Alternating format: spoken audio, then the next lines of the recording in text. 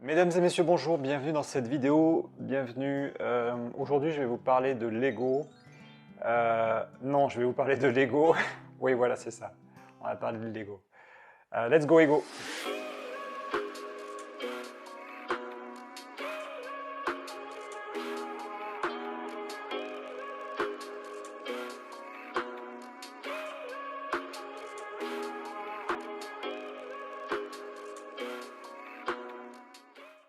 Donc, dans cette vidéo, je voudrais vous parler. En fait, je crois que j'ai envie de réhabiliter quelque chose. J'ai envie de réhabiliter ce truc qu'on appelle Lego.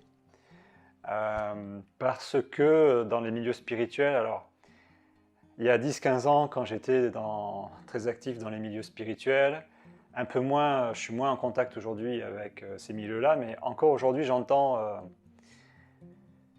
dire de temps en temps qu'il faut tuer l'ego, qu'il faut contrôler l'ego. Il y a tout un tas de croyances spirituelles qui persistent, notamment même à travers un certain symbolisme religieux.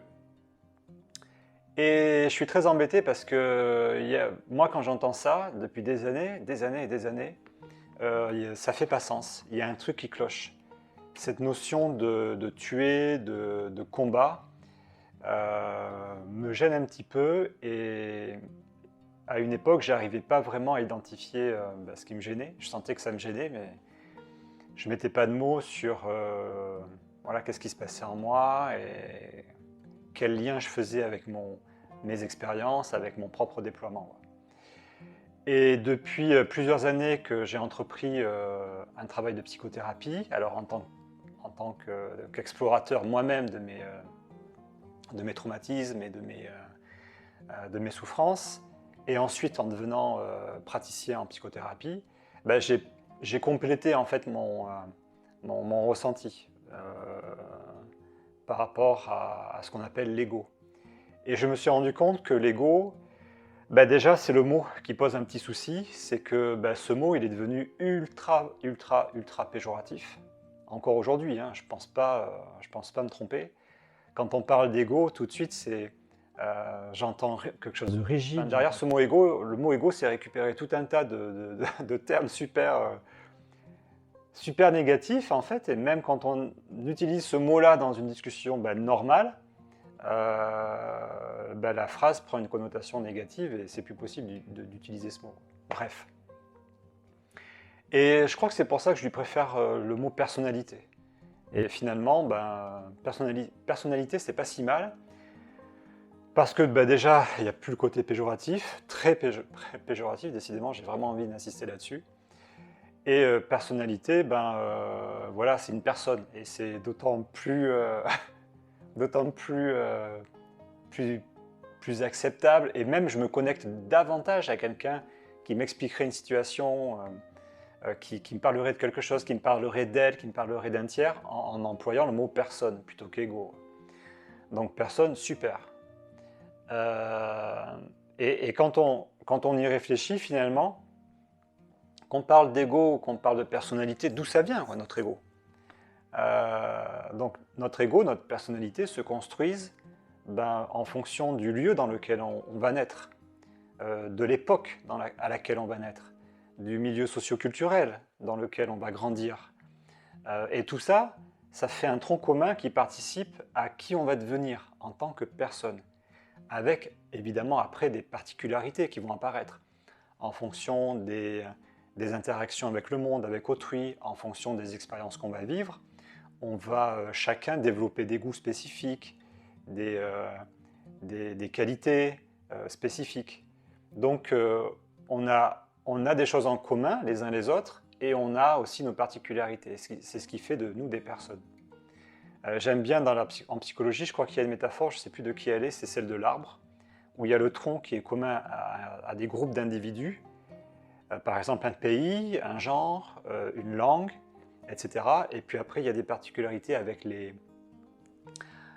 branches, avec les petites brindilles qui seront propres à chaque individu. J'aime bien cette métaphore-là. Pour moi, la personnalité, alors pourquoi il ne faut pas la tuer? Alors déjà, parce que je ressens que ça me dérange, il y a quelque chose qui me dérange avec ça. Et puis en cheminant, je me suis rendu compte que il n'y a pas à la tuer parce que qu'est-ce qui va me rester si, si je tue mon ego, si je mets ma personnalité à l'écart, qu'est-ce qui va me rester pour être en lien avec le monde, pour être en lien avec moi-même et les autres? Pour moi, la personnalité, c'est un petit peu comme un système d'exploitation. Alors là, c'est mon côté geek qui ressort. C'est comme un Windows, c'est ce qui me permet d'interagir. C'est vraiment une interface. L'ego, la personnalité, c'est une interface, entre guillemets, qui me permet d'être en lien avec le monde, de comprendre le monde, de vivre dans le monde et d'être en lien avec moi-même et avec autrui. Sans cette interface-là, je ne vois pas comment on peut communiquer, comment on peut vivre nos émotions et échanger sur nos émotions. Enfin bref, vous m'aurez compris, je ne vais pas insister, sans personnalité, qu'est-ce qu'on devient et comment on fait pour vivre dans le monde, avec soi-même encore une fois et les autres.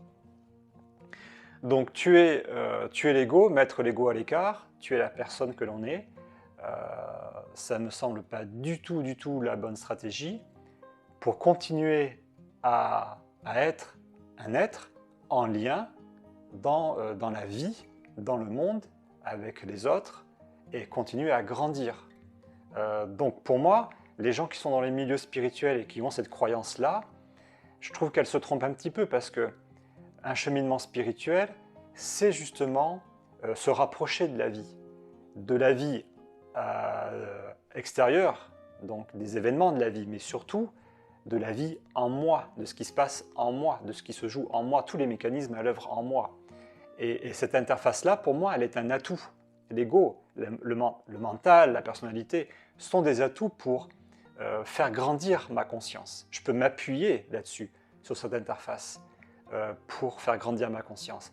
Et finalement, je peux me rendre compte que ma personnalité, la façon dont je suis constitué dans cette sphère-là, dans cette sphère de la personnalité, peut être ressource pour me rapprocher de quelque chose de plus essentiel, pour, encore une fois, conscientiser une plus grande vision de qui je suis au sens existentiel et même de ce que je suis. Et je me dis, il y a des êtres qui croient que c'est le contraire qu'il faut faire. Alors, il y a plein de raisons différentes. Il y a des croyances, il y a des choses qu'on entend et qu'on récupère, comme une croyance.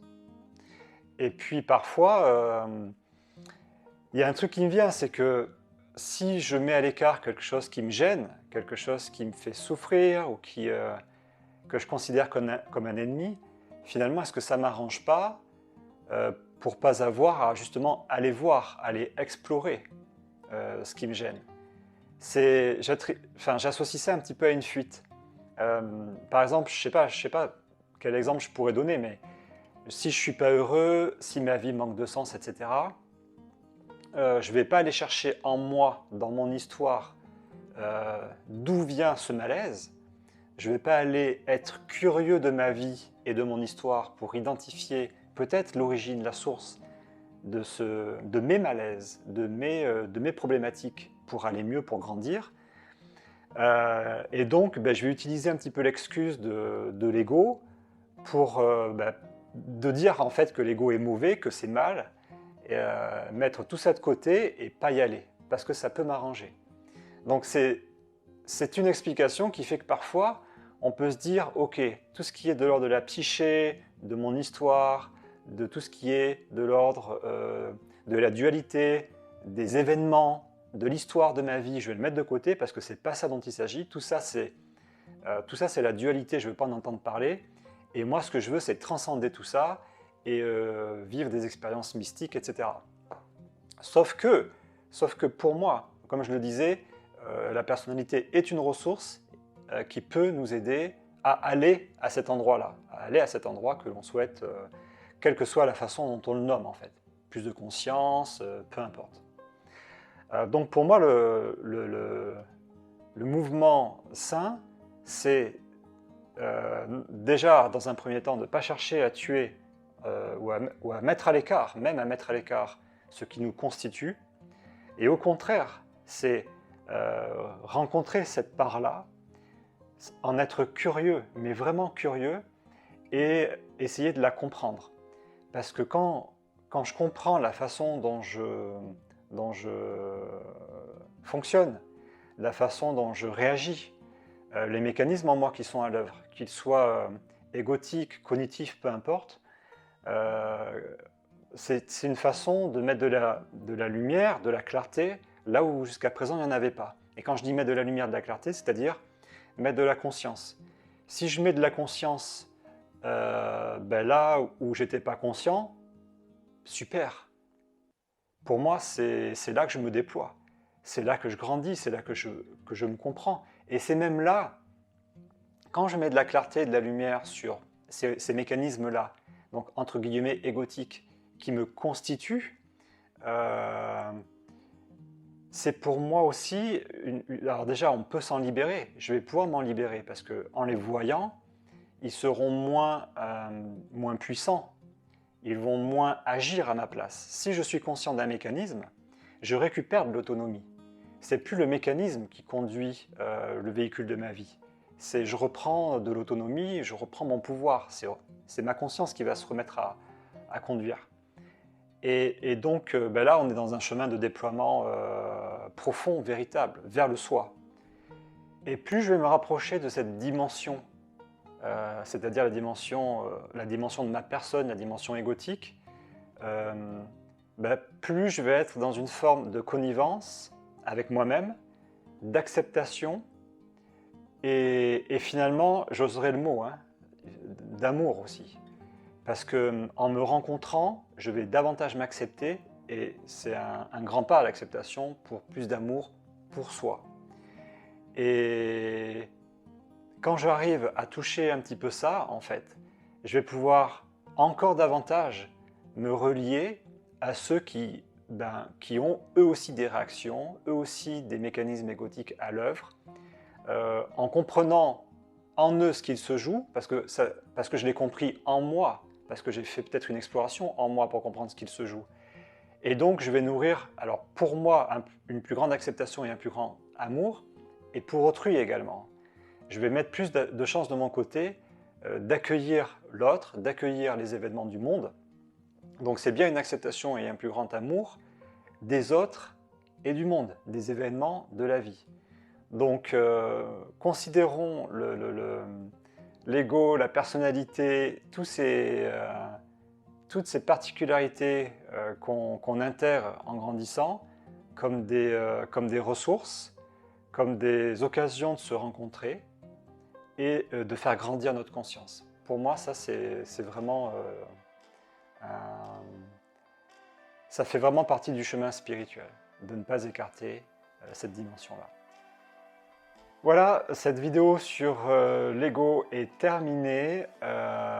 J'avais à cœur de la faire pour un petit peu réhabiliter ce truc qu'on considère vraiment comme le méchant dans l'histoire. J'espère qu'elle vous aura plu. N'hésitez pas, comme d'habitude, à mettre le pouce, à partager, etc. Et puis moi, je vous dis à très bientôt. Ciao, ciao.